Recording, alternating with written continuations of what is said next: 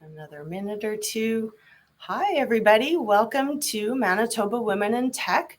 Do you mind giving me a quick thumbs up or a clap just to make sure that you're all hearing me? Okay, fantastic, great. I've got the recording on and we're good to go. I see one request here. That looks okay.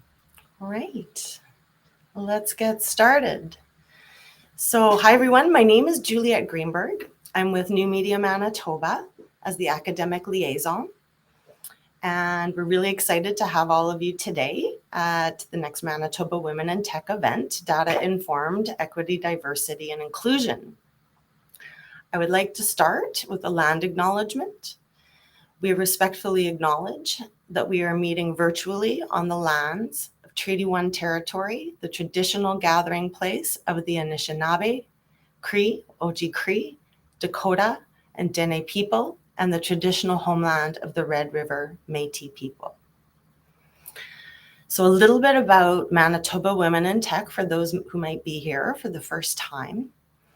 With the combined forces of New Media Manitoba, Tech Manitoba, and North Forge Technology Exchange, we work together with our partners, and we're here to support and share experiences, applaud accomplishments, and promote tech activities in a safe, gender-inclusive, and judgment-free environment. In a moment, I'll place a link to our code of conduct for all of our events. In essence, it's just asking everyone to be respectful, kind, and support each other. I will throw that in the link in a moment. And we regularly host these get-togethers every month on the third Wednesday of each month. Sometimes it's a mix of virtual and in-person, so keep your eyes out on the meetup group for that. And it's a great place for women to meet other women and other folks working in tech. We also regularly survey our attendees to make sure that the topics and the speakers that we're providing work for the majority of our membership and folks who want to attend. We're actually in our fourth year of running the group. And we're over 1,500, we've collected over 1,500 members over that time. So please give yourselves a great round of applause for continuing to stay engaged, connected, learning from each other, and supporting each other through our tech and life journeys. And if you aren't a member of the Manitoba Women in Tech meetup already, we do encourage you to join. All right, so now I am excited to introduce our speakers for today. We have Jennifer Bodnarchuk, and we also have Bradley West. Jennifer and Bradley, if you would like to come on stage, you are more than welcome to at this time. So Jennifer is a wonderful participant and ambassador of Manitoba Women in Tech. Some of you already are probably familiar with and know Jen. She's the senior data scientist in the Department of Innovation and Technology and a member of the Diversity Reports Working Group at the City of Winnipeg. She is also a contract instructor for the University of Winnipeg's PACE program in predictive analytics. She is past chair of the City of Winnipeg's Women at Work Committee, launched the Women in IT group in the Innovation and Tech department, and again, is a regular participant and valued MB Tech member. Bradley, we're excited to have you with us today. Bradley is the Equity Office Manager with the City of Winnipeg. In his role, Bradley brings decades of work within the equity, diversity, and inclusion sector, which has given him a real depth and breadth of experience, understanding, knowledge, and skills in this area.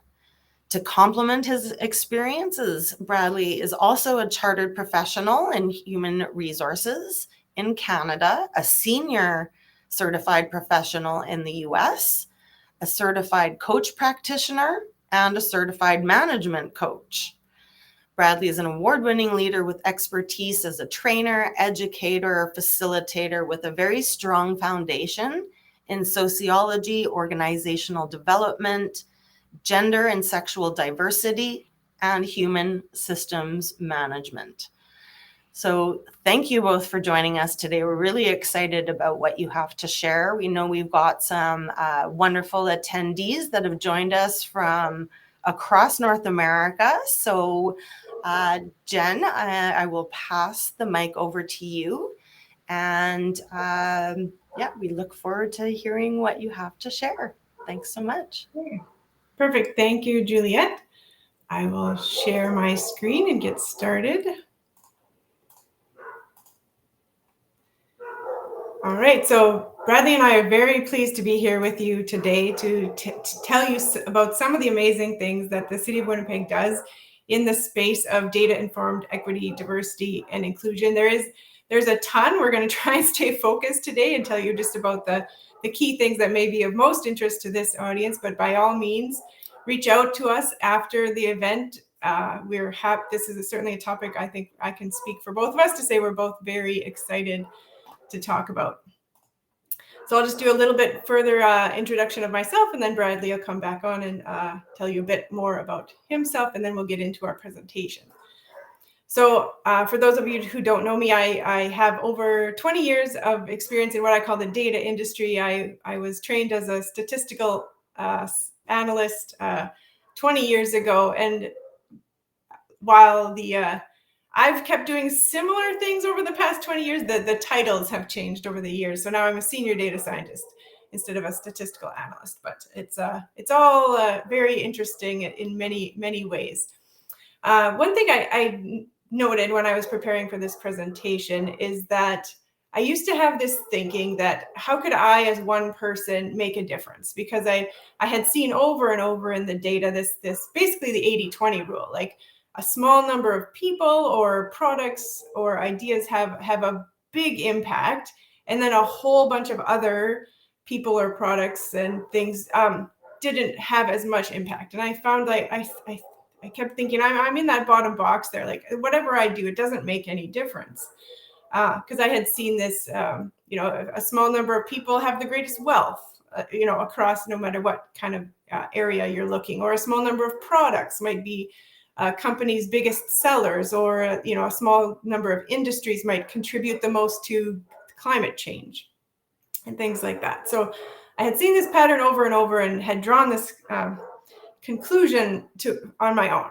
Then I think 2020 came along and really changed so many of the things that we see in the world. And I just think that really like in 2020, the George Floyd protests really just had an impact on me. And it just made me go like, oh, wait a second. Like, no, one person can make it. Like, we all need to contribute. We really need, like, everybody needs to be acting and talking and communicating and telling our stories and spreading the message. And like, this is really how change happens. And so, I mean, I'll just invite you throughout the presentation today, think about how what you can do can make a difference in this bigger realm of stories. So this is I just wanted to have those brief remarks as my introduction, and I will invite Bradley back onto the stage with me here, and I will let him do his introduction. Thank you so much, Jen. I am really thrilled to be here.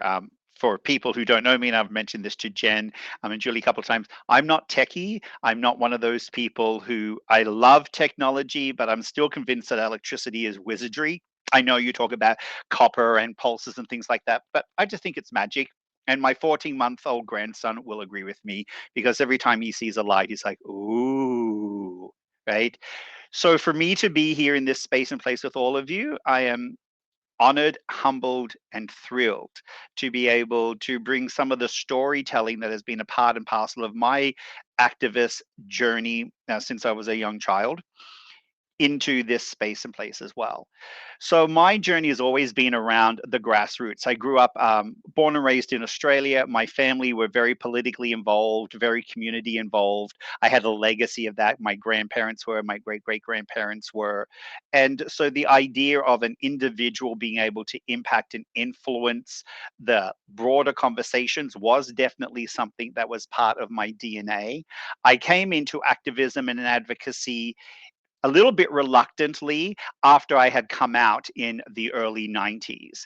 And, I had experienced a lot of the privileges accorded to me as a white male who was perceived as being cisgender, who was perceived as being in the dominant religion. And then when I moved into being a white male who was not perceived as being heterosexual and who had his gender identity then questioned because of his orientation, I suddenly saw privileges that had been accorded to me unconsciously without thought being pulled back. And, because of my journey and my history with my family and different things, no one puts baby in the corner, and no one is going to tell me to take a seat in the back of the bus. That's just not going to happen in my life. And so I was like, no, no, no, no, no. I need to be a part of this process. And going back to that activism history of my family and seeing that, I realized that I had to be involved with this because the political is personal, the social is individual. And I think that goes back to the beautiful analogy that Jen talked about, the 80-20 rule. We've talked about that in management practices where you often look at 80% of the results being produced by 20% of the people. But we also know that 90% of life is showing up. So thank you all for showing up. And I was part of that whole process in the grassroots. And for a long time, the focus was on getting those small individual wins. But over time, going into the 2000s, I realized that the systems were producing the outcomes. And unfortunately, from an equity lens, the outcomes were predictable and they were falling far short of the goal. Regardless of what little individuals were doing here or there, it seemed like we were rearranging the deck chairs on the Titanic, and a lot of effort was going nowhere. And that's when I realized, oh my gosh, it's the systems that has to change, and got involved with William Bridges' change management, looking at the systems and how we as human beings operate. And that was when I realized, oh, I need to apply these principles of the individual and small group work to large systems to be able to impact and influence the results that they are producing. Like Jen, 2020 was a significant watershed year for myself and for many, many people. Not only did we have the pandemic, and it was the first time that we as a human family experienced such a massive disruption on both an intimate personal scale, but through social media on a massive collective scale. So from a sociological lens, it was completely fascinating. But on an individual lens, it was also very challenging because of some family and health challenges in my own home. We had already been going into our own imposed self isolation about 6 months to a year before everybody went into it as well. And we saw with George Floyd, Black Lives Matter, we saw the resurgence and the building of the Me Too movement. And as we went into lockdown, it seemed that so many of the things that were happening around us socially, individually, globally, the cracks were appearing and we could no longer not look at them. And I think that was that watershed moment where people started to understand at a visceral level what I had been taught at a theoretical concept level when you're looking at human systems, was that everything is connected to everything else. Nothing exists in isolation. We as human beings are meaning makers. We are designed and created and seek to make meaning out of our experiences. We do that through storytelling, through art, through community ritual. There's a number of ways that we as human beings do it. But one of the interesting things we understand from that sociological, anthropological context is everything is connected. Nothing exists in isolation. And one of the great things that has come from the social justice movement is that awareness that because all systems are connected, so all systems of oppression are connected, all systems of liberation are connected. So when we work on one thing, we're actually working on everything. And that helps me deal with a sense of overwhelm that sometimes can come when you're looking at so much work needs to be done and you look at all the things that are going badly. It can become easy to get discouraged, whereas this is a really powerful process to remind me of that fact that we are able to shift things when we're working on one thing because it is connected to everything else at some point. So I am now going to welcome Jen back to be able to take the presentation from here, and I'll be chatting with you later. Okay, thank you, Bradley. So I will just add too, like the part of my thought process during like observing the George Floyd protests and such is like, what can I do? What are my skills that I can use to contribute? And so this is where like the seed of this idea for this diversity dashboard, because like data, like I said, data has been my thing for all these years. I'm like, how can I use data to help inform this important topic of equity, diversity, and inclusion? So I've done a lot of work in the background helping to develop this diversity dashboard. And so I'm going to go over it quickly today, but by all means, it's a topic I'm happy to talk more about. We've built it in Power BI. So I've just opened it here. I'm going to make it go screen just so everyone can see it a little bit better. So this is the City of Winnipeg's diversity dashboard. Now it's not public, but we do share it on occasion in public settings like today's presentation. So maybe one day may be public, but currently it's not. So on the left-hand side of the dashboard, we see that these are all the departments in the city and their percentage of their employees in that department who have completed what we call the self-declaration questionnaire. So this is where the data comes from. All the employees in the city are invited to self-declare. They don't have to declare, but we invite them to participate in this survey to provide the data for the dashboard. Currently, there are 10,928 employees at the city. Now that changes over time because we have term and seasonal employees and such. Currently, 49.3% of those employees have completed the self-declaration questionnaire in the last 2 years. So this number is slowly ticking up. We're getting more and more data to contribute to this dashboard, which we're quite happy about. For purposes of today's presentation, I do want to point out, as one example, that in the whole city's workforce of over 10,000, that 27% of those employees identify as women in the city. So we know this number is lower than we would like, and we'd aim for around 50%. This has been a long time issue in the city, and we're certainly having conversations about how do we make these changes? How do we change these things? I will, as an example of how the dashboard works, I will click on the Innovation and Technology department, and you may have noticed that the right side of the dashboard now changes over to show the statistics for the Innovation and Technology department. Here again, for just an example for today, you see that the percentage of women in the IT department is 22%. So it's slightly lower than the city as a whole, and mostly in line with other industry numbers that I've seen for women in tech. The dashboard has several pages, and again, I can't go through. There's a lot here. I can't go through them all, but I've picked a few that may be of interest for today. So this is a page where we have pulled in Statistics Canada data based on national occupational classification codes, basically what type of work do employees do, and then Statistics Canada has crossed that data with equity group membership data. We have any column here that has an SDQ percentage at the top is city data based on our self-declaration questionnaire data. Any column header that says labor force is from Statistics Canada. So I've also filtered this page just to our IT department and set the comparison region to the geographic region of Winnipeg. So that's the slice and dice of the data that we're looking at on the screen right now. So with the Statistics Canada data, we see that they certainly have enough data points to provide percentages for all of these different occupational codes.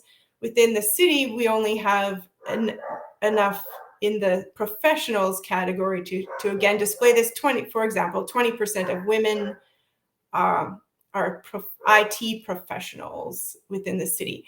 We do very, strongly protect privacy and confidentiality around this data because we know it's very sensitive data, and so we wait until there's a large enough sample size before we release any of the equity membership data around any of those data points. The one key message that I guess I wanted to say for this slide is that this certainly it doesn't provide all the answers. It doesn't, like, data never provides the answers. It provides the direction or gives hints or clues, like, oh, maybe you should look here to investigate further. So here's again, like, the racialized persons number is quite a lot higher than the Statistics Canada number. So maybe, like, what is the Innovation and Technology Department doing to promote hiring and retention of racialized persons, but maybe not so much for women? So, like, there's one question that we can ask for the department. So within the city, we aim to use this page of the dashboard, this information, to help all of our various departments ask these questions of their own data. And on the last page that I want to highlight on the dashboard for today is this historical trending page. Now, the city has collected snapshots for some of the equity group memberships since 2015. And here I have highlighted the Winnipeg Fire Paramedic Service because they have done amazing work to increase the equity, diversity, and inclusion of the members of their department. And this is where I'm going to invite Bradley back to the stage. I will stop sharing my presentation and he will take over to provide more information about the Winnipeg Fire Paramedic DEFT program, which is one of the things that they have done using, based on the hints or clues provided in the data. Then what do you do with it? So I'll let you take over, Bradley. Great. Thank you so much, Jen. As I had mentioned before, I am not techie, so I will hopefully be able to do this correctly, and it should be working. All right. So if you can give me a clap, did it work? Yes. Okay. That sounds good. So, All good. awesome. So the DEFT program stands for Diversity and Equity Fire Training Program. And a little bit of a background around the Equity Office and how the City of Winnipeg came to this point. So the Equity Office is relatively new for an organization of our size and our history. I've been with the city for just over a year, and the Equity Office was established about 18 months ago. And it came as a result of the Equity, Diversity, and Inclusion strategy and policy being passed by City Council in September of 2021. And that equity, diversity, and inclusion strategy and policy was to help guide the city as a public service along achievement of its equity, diversity, and inclusion goals. It called for the establishment of the Equity Office and for it to be staffed and resourced accordingly. So we have a focus in 3 areas or 3 buckets. We are internal facing, so we look at city employees. We look after and inform employee education, employee programming, and the demographic tracking of the makeup of our employees. And the goal is to help transform the face of the public service to reflect the communities we serve. So the goal here isn't to create a public service that looks all the same in every area. It's to make sure that the public service is accurately reflecting the communities that we serve. And in order to do that, we need to get snapshots of what those departments look like. So that's where the SDQ came in and the need to create an internal tool where we could track real time and produce real time data so that the decisions being made by the various departments in their senior leadership, in their HR areas, were being informed by real time data, real time information. So Winnipeg Fire and Paramedic Services were one of our first departments to really get excited by what was being developed and created to be able to solve a problem that they had. And the problem they had was that the graduates from the firefighter training program. So in the province of Manitoba, currently, there was only, before the DEF program, there was only one way you could train to be a firefighter. And that was to relocate and move to a city called Brandon, one of our other cities, and participate in a full-time training program there. And every year, the training program produced graduating classes that looked almost exactly the same. And for the context of this, they looked all white, and the majority of them were male. And out of all of those, in terms of ethnic diversity, religious diversity, they were all very similar. The problem with that is there's nothing inherently wrong with having, you know, all white men working in your group if you are serving an all white male community. But because our mandate as a public service is to reflect the communities we serve, we understood that there wasn't a lot of that diverse representation. We weren't accurately reflecting the communities who are calling us. The other important driver for Winnipeg Fire and Paramedic Services is, like police services, you call them on what's called your maddest, baddest, or saddest day. You are constantly interacting with the general public during times of crisis, during times of turmoil. And it can be very comforting when you are able to have different perspectives and different points of view coming into informing the decisions that are being made and how that's communicated to the residents that you are serving. So they understood that there were some challenges, but what they wanted to look at was, okay, how are we producing those results? So they had to look at what were the pipeline issues and what were the barriers. They knew that there were all sorts of different folks who were interested in fire training, who were interested in doing the course, but those never successfully graduated. Those never applied to the program. So there was some background work that had been done, like Jen had said. Data are the signposts that can direct us to questions to ask, but we have to go ahead and ask those questions. And they understood from people who had looked at the program and didn't apply, or had applied to program and dropped out, that there were a lot of barriers to entry. So for example, relocation and moving. Typically, that benefited certain sectors of our society, of our communities that already had enough resources to be able to move and to make that change. Oftentimes, having to do the full-time study was impossible if you were either care providing or if you were a young parent or looking after older parents. So that eliminated a whole bunch of folks. There were feedback that the atmosphere was very macho. There were females who had said, you know what, I went to the environment. I've already been dealing with sexism enough in my life. It just seemed like a bit of an old boys club, right? Now, whether that was a reality or not, that was the perception. So here were barriers that they needed to be mitigating. Another thing that came out was that people hadn't seen folks like them successfully seen the program.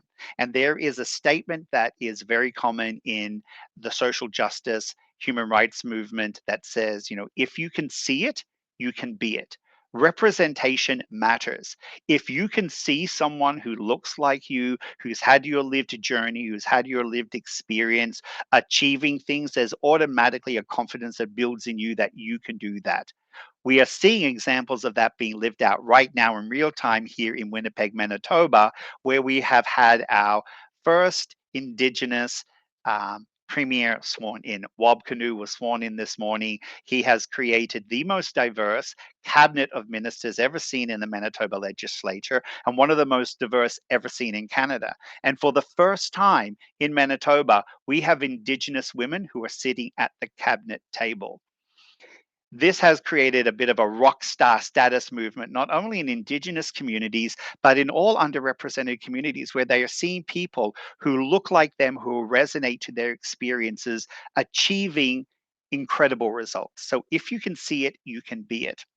So the dashboard came along at a perfect time to help Winnipeg Fire and Paramedic Services analyze what was going on. Where are our data points dropping? Where do we need to fill the gap? And that helped them inform the decision to create a pilot project. And that was to run an academy here in Winnipeg, based in Winnipeg, with approved instructors, approved by the fire commissioners, that met all the standards specifically for equity, member, residents, right? And so when we look at equity members at the City of Winnipeg, we look at 6 equity groups. We go beyond the 4 groups that are often mandated by the federal government employment equity. So we look at First Nations, Métis, Red River Métis, and Inuit individuals, women. We look at racialized folks or people of color. We look at newcomers, and the definition of newcomers we use is informed by local experts in the province work with immigration. So that's anyone who's been in Canada for 5 years or less, and people with different abilities, as well as the LGBT community. So those were the 6 demographic groups that they were looking at. How can we run a program that would meet their needs? This got executive leadership sponsoring right from the get-go. The chiefs were all very eager about this. The fire commissioner in the province was very eager to look at this. Even the folks in Brandon were eager to look at this because they had all saw the problem and they had tried different things, but they hadn't yet come to a solution that was really effectively working. So DEFT was born. The first cohort was recruited in 2020 to go to 2021. I'm just thinking of the years. No, 21 to 22. Sorry. And they went through the programming. It's an after hours program, so people can maintain their full-time employment. It was evenings and weekends. First cohort graduated in September of last year. And out of that first graduate, we had 16 people come into the cohort, 15 successfully graduated. Out of those 15, all indicated that they were going to participate in the recruitment process to become a firefighter.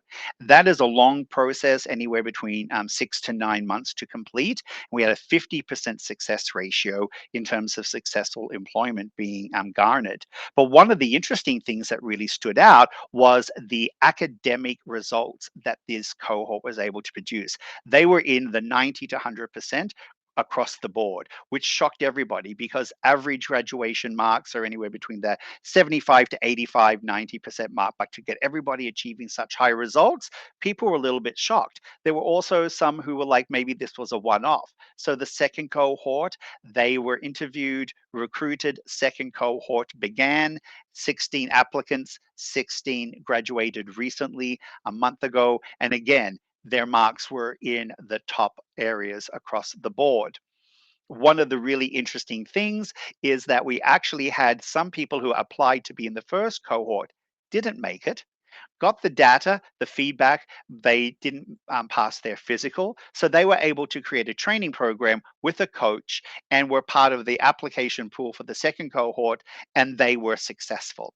So again, data being used to inform how we are able to move forward. And we have the third cohort that has been created. We had 16 applicants going in, and they start today. So, what were some of the lessons learned from the DEF program? Well, you had to create a process that had both short, midterm, and long term wins because you need some of those short term wins to keep the sales going.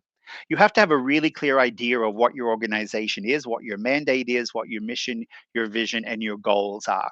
We at a city, we are a large organization, so we needed to be able to do something with a long term impact, but with short term actionable items. And understanding that, if this is successful, what does it look like? How do we do this again? How do we expand it? Can we deepen it? Can we broaden it? And maintaining the leadership support, but also bringing in support from different levels. One of the things that happened very quickly in the creation of cohort 2 was existing firefighters were very excited by this program, and we had a number of folks who volunteered to be volunteer coach mentors for that first cohort. By the end of the first cohort graduating and moving in, we had a expeditious increase in people wanting to volunteer for the second cohort, and we're seeing that again for the third cohort. So the firefighters who are delivering this service are seeing the benefit and the power, they're seeing the quality of the recruits, and they're like, yeah, we want to be a part of this process. And that's one thing I also wanted to mention here is that one of the powerful things about a program like DEFT is that it shows us what can happen when we mitigate the barriers to entry so that we can have a level playing field. When you do create a level playing field, meritocracy truly can shine and the cream will rise to the top. And our DEF program has proved that 100%. You have to be able to create processes to review consistently on the way. You have to be able to admit what's working, what's not working, to be able to look honestly at the process and say, how can we improve it? So, one of the things that we realized in our DEFT program was that. Yes, we're able to bring in folks who are economically challenged, but we're not able to address people who are really disadvantaged, people who are chronically unemployed or underemployed because they just don't have the resources to be able to access the funding required. They don't have connections into community to be able maybe to access getting scholarships and different things. So we're looking at what can we possibly do in other articulations of this program in the future to address that segment of the community as well. Because again, we want to reflect all of the communities we serve, not just some of them. So continuous improvement is definitely baked into the DNA of the work that we are doing. And this program has been recognized nationally as an award winning program, the DEF program. The dashboard that was developed has been nominated for awards. And so here we are in little old Winnipeg, in a city that a lot of people often consider conservative or a small city, but we have always punched above our weight. In the last 150 years, we've always done things that have been unexpected. And this is a powerful example of people on the national stage looking at what's been done here with data and data informed decision making that's making a difference. And so I think I'm going to invite Jen back now into the presentation where we can look at, okay, what are the next steps? Like, we're sharing this with you as an example of what can be done. And we're wanting you to think about how can you apply the lessons learned, transfer that to your area, your organization, where it is you're working, whether you're in your own shop, a small shop, or a large shop.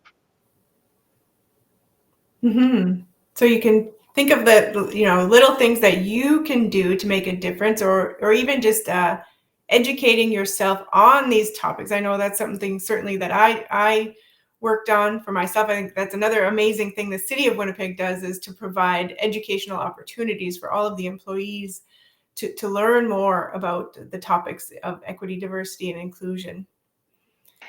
Exactly. I think one of the important things to understand is that the system you have is designed to produce the exact results you are getting. So for example, if we're looking at the issues of like women in tech, we know that more and more women are going into STEM at the post-secondary level. We understand that, and yet we're seeing that again, we're losing traction. And so if your organization is continuing to hire the same looking people over and over again, there is something in your organization that is producing that result, because that's the result that's been intended. So you have to look at, where is our pipeline? What's our process? What are the interview questions we're asking? How are we doing interviews? What are the things being done that are producing these results? Because they're not just happening. It's not just happenstance. It's the result of decisions, active decisions, unconscious, conscious bias, all of those things along the way that just make it a little bit harder, a little bit more difficult, a little bit more time consuming. So people self select out of the process or are bumped out of that process. So, very similar to, I think, what Jen was saying about George Floyd and that whole movement. For me, you know, I'm a white male. What can I do to be a part of the solution? How can I show allyship and support for women in tech? And that was one of the issues, and talked about that with Jennifer and Julie when they approached to see if I wanted to be involved. I'm like, yeah, but I'm also very conscious of men coming into spaces that are dedicated for conversations about other gender journeys outside of masculinity, and then occupying that space, because sometimes it's contributes to the conversation, sometimes it distracts. And they're like, no, we think it'd be really great. You can do this and you can do that. And it's a powerful example of being able to step back and listen to the voices of those who are impacted, saying, this is what we're wanting, this is what we're needing. So you have to be flexible. You have to look at your own biases. You have to look at your own skill sets, what you add to the conversation, what you need to be added to that conversation.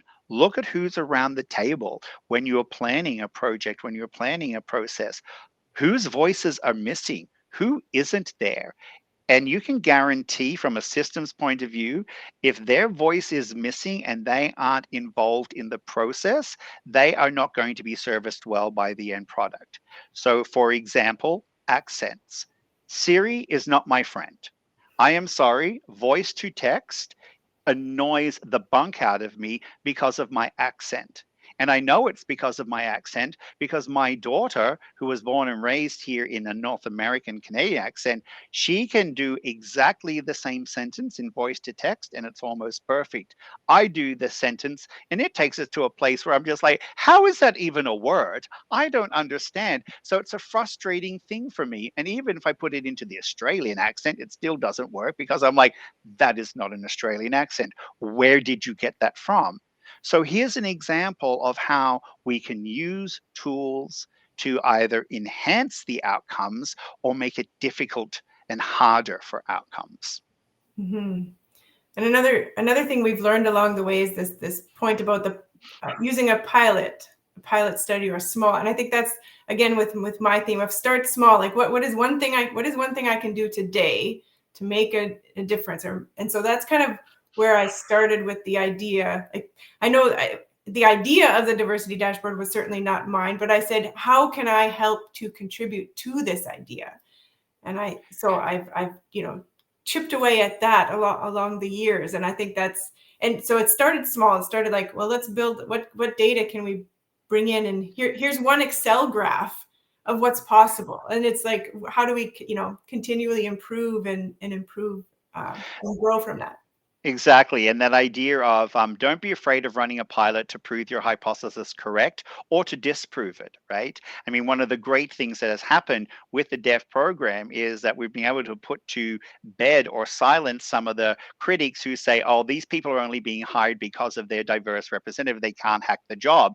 Well, absolutely, they can hack the job. And in fact, they can hack the job better than some of those people who weren't diverse representatives, right?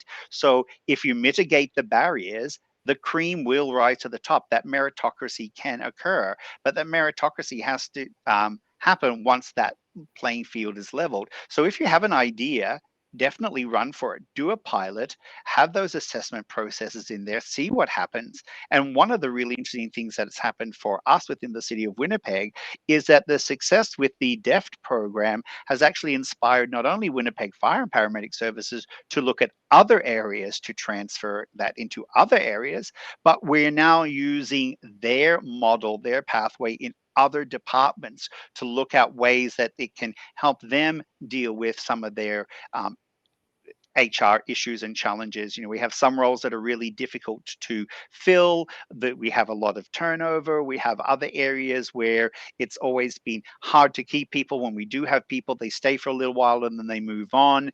And we're trying to find out, is that just part of the new human resource landscape, or is there something that's happening internally with us that are creating those barriers? So the final piece is to look at, I think, the platinum rule. And this has been, again, something that's been used within social justice and equity circles for quite a while, but is now starting to spill over into the broader awareness. And I'm sure that many of you are familiar with a variation of the golden rule, which is treat other people the way you want to be treated, right? So if I interact with you, I do to you what works for me. That's an okay rule if everybody is like you. If everyone you're interacting with is like you and has your lived experiences and similar journeys and different things, you'll get along okay. The platinum rule says, do unto others as they would have them done, right? So it's like treat other people the way they want to be treated, right? Put your user into the driver's seat, put that end result into that process, and ask yourself, if I was this person, what would be the best thing for me to navigate this process, to get into this program, to get this outcome?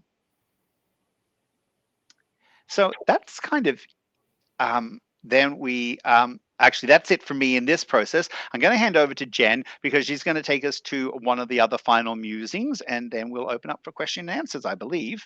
Mhm. And Just one more slide. Yeah.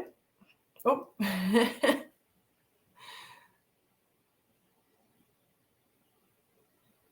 So while Bradley's bringing that back up, so we really wanted to end on the, being aware that this is the Women in Tech group, that I think this is a really important issue for this group. I don't know if we talk about it enough. I mean, I think we can always talk about it more, but really, what are the barriers for women in tech? Because as we saw on the dashboard, it's a low percentage in general. It's not just a City of Winnipeg issue. It's an industry-wide issue of why aren't there more women in tech? So I did find an article here. I thought this was a good graphic. There's many, it's a well-studied topic, so this is not by any means the absolute truth answer of why there are fewer females in tech, but I thought that this this group of reasons, it resonated with me at least. So I mean, I would be interested, absolutely, like, question and answer is open. Feel free to ask us any questions at this point, but I really think that this is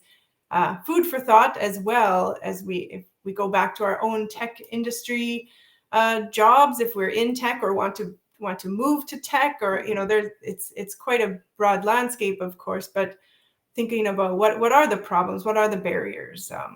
Is tech attracting women, but we don't necessarily stay in tech, and I think, alluding to an earlier comment that Bradley made too, it's not just women in tech, it's women in all kinds of male-dominated industries. And so that was one reason we chose to present the DEFT program today. Like, what can we learn from the DEFT program example to make us think about how we might change the culture of the tech industry jobs that so. And the Q&A doesn't just have to be questions. It could certainly be comments. I appreciate Sylvie's comments there in the chat. Yeah. Absolutely. Sylvia, I was going to say, you're so spot on with that. And that was something for me as well. So I was born into a fairly affluent family. And so I won the genetic lottery where I was raised geographically. I was from a good family. We had abundant resources. I was the color of dominance. I was the religion of dominance, everything.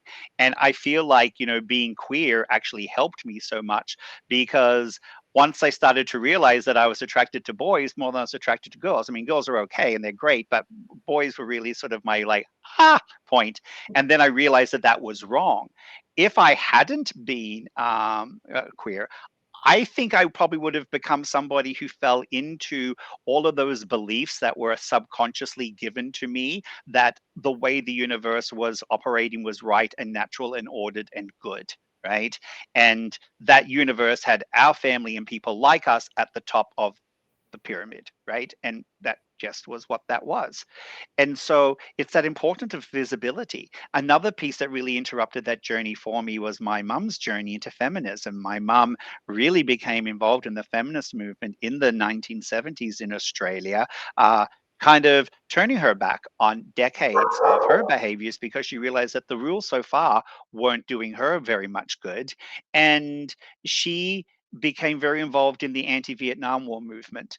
And that really put her on the outside of many people in her social circle. And she started actively questioning the realities that she had been given. And so I grew up in a home that was a very feminist home in lots of ways, where you had people who were doing things that, they were the only person in the room looking like them with their lived experience in that room. And you have to battle uphill so many times, right? So it's really important to ask yourselves, how do those lingering elements show up? Like, one of the things I was fascinated by when Jen, when she's like the bro culture, right?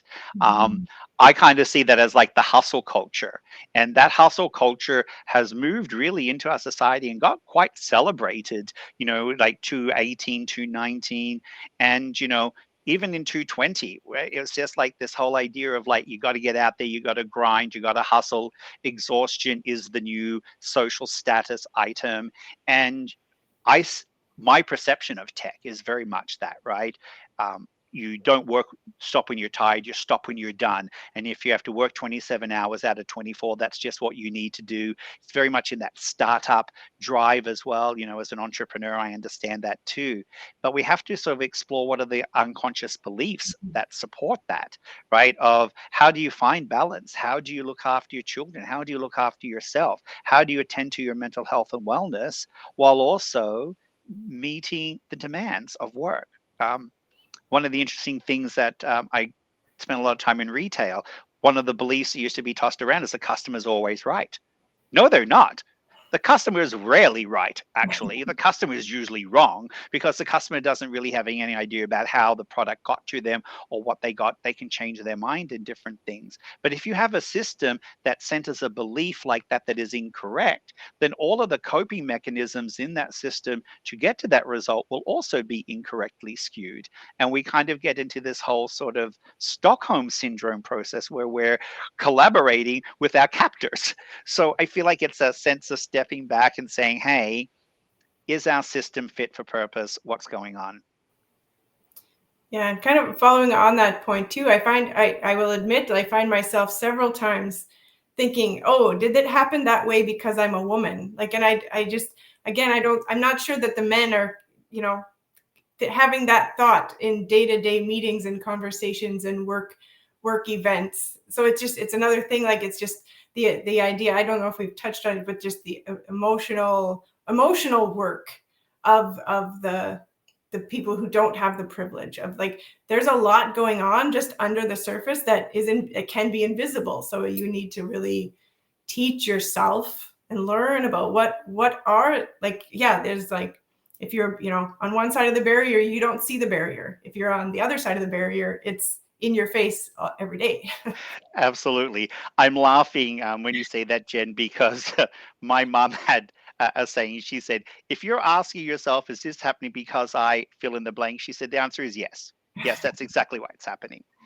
Because if that wasn't the reason, you wouldn't be asking the question. I talked about my 14-month-old grandson. He's I was just going to say the word biracial, but I know that a lot of people don't like the term biracial, multi-ethnic. His father is from Nigeria. His daughter is like me, 50 shades of white. And so I've had to really look at the idea of race and how race shows up from a very personal lens now, because how he grows up as a multiracial young man in our culture is going to be impacted and influenced by so many people outside of him. And it's already starting to happen with us when we're out with him, two white grandparents and a little brown baby, and people are like, oh, that's so cute. We're like, this is our grandson. And it's that 1 second flicker in the eye where you see people calculating and they're like, oh, right. And then they're asking themselves, is it adopted? Is it multiracial? Nanoseconds. And they're having a different type of conversation with us because of our lived experience, right? And there are things that I can do to help that, and there are things that I can do that are outside of me. So asking yourselves those questions and realizing that the fact of asking it is that yes. And so how then do I interrupt that? How can I manage that? How can I mitigate it? Because there are just some things we can't change right now, and maybe we never can. But what we can do is manage them, and what we can do is work with them, if that makes sense. It does. Thank you so much, Bradley and Jen. I want to just reiterate that point. You have your lived experience before you get into your workplace. You have your relationships with your peers growing up through, your school years and, dynamics with family, and all of those lived experience are brought with you when you come into your workplace. So, reminding everyone to be thoughtful about those things, I think is a really great action item that every single one of us can do every single day when we come into our place of employment. We've only got a few minutes left here, so I just want to extend my thank you to both of you again for everything that you've shared with us today. It really was fascinating to take a look at the Power BI diversity dashboard and learn, how this type of data can inform really important big decisions that can make positive impact in really any size department or company, whether you're a startup with just a few people all the way up to, the big ships, as you say, Bradley. So to our members, thank you very much for coming. You've got plenty of time. We're going to leave the room open until 1:30, and we're going to just give you all the opportunity to share your stories. If there's anything that you want to share with us, we'll be around at the table. We understand some of you might need to jet out at 1. That's okay too. And maybe what I'll do is I'll just pop in our quick event survey. So hopefully you guys will get a chance to fill that out for us so we can learn about what we're doing well, where there's room for improvement. And please also know we are going to be running another event in November. It's probably going to be late November, and that one will be in person and likely late November. So keep your eye out on Meetup for that. A big thank you to everyone who joined, to our executive committee, to our funding partners. And thank you all for joining us. I will bring everybody back to the networking portion. And just a huge thanks to both of you for sharing all of your insights and inspiring us today, Bradley and Jen. Oh, thank you. I'm happy to be here. Wonderful. Thanks again. We'll see you at the tables, I guess. Indeed.